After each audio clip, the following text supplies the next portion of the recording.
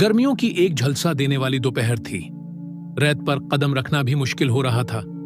एक मुसाफिर जिसके चेहरे पर थकन, पांव में छाले और कपड़ों पर गर्द थी, सहरा जैसे सुनसान रास्ते पर नढाल हो रहा था, चला जा रहा था।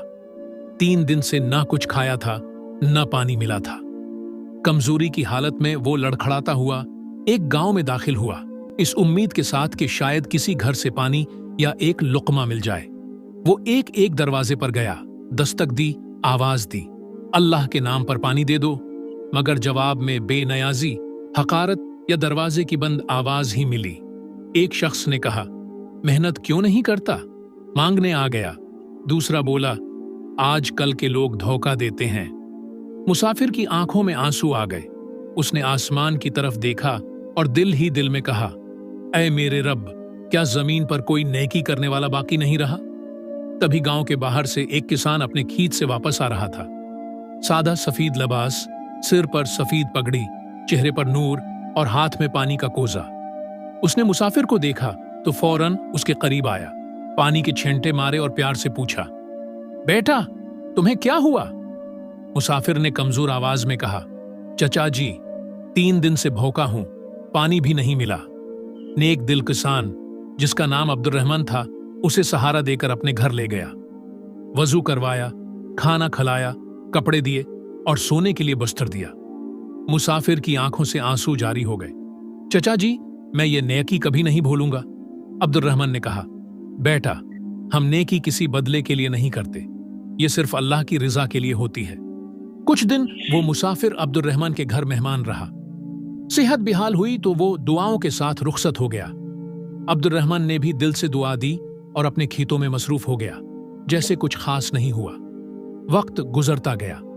वही भूखा मुसाफिर जिसे एक नेकी ने जिंदगी दी थी, अब तिजारत में दाखिल हो चुका था। अल्लाह ने उसकी नीयत में बरकत दी। ईमानदारी और दयानतदारी ने उसे कामयाबी अता की।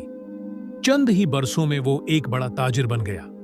कारवान और हथियारों का कारोबार किया।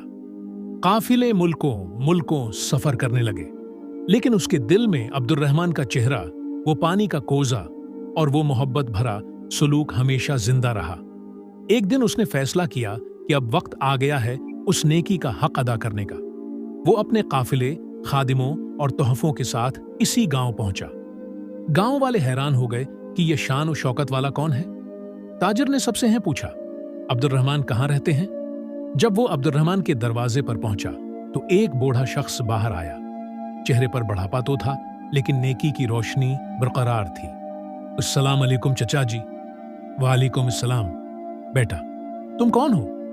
मैं वही भूखा मुसाफिर हूं जिसे आपने पानी पिलाया, खाना खिलाया और इज्जत दी थी। आज जो कुछ भी हूं, आपकी नेकी का सिदका है। अब्दुर्रहमान की आंखों से आंसू बह निकले। सुभान अल्लाह, अल्लाह कितना करीम है। ताजिर ने उन्हें गले लगाया, कदमों में बैठा और कहा, आज मैं अपने मोहसिन का शुक्र अदा करने आया हूं। उसने अब्दुर्रहमान के लिए नया घर बनवाया, सोने चांदी के सुके दिए, बच्चों की तालीम का बंदोबस्त किया और पूरे गांव में एक कनवा बनवाया ताकि कोई और मुसाफिर प्यासा न रहे। अब्दुर्रहमान ने सबको जमा किया और कहा, देखो अजीजों, नेकी कभी जाया नहीं जाती। वो मुसाफिर जिसे तुमने धतकारा, आज मेरे लिए इज्जत और खुशी लेकर आया है। नेकी को छोटी मत समझो, अल्लाह के हां उसकी कदर बहुत बड़ी है।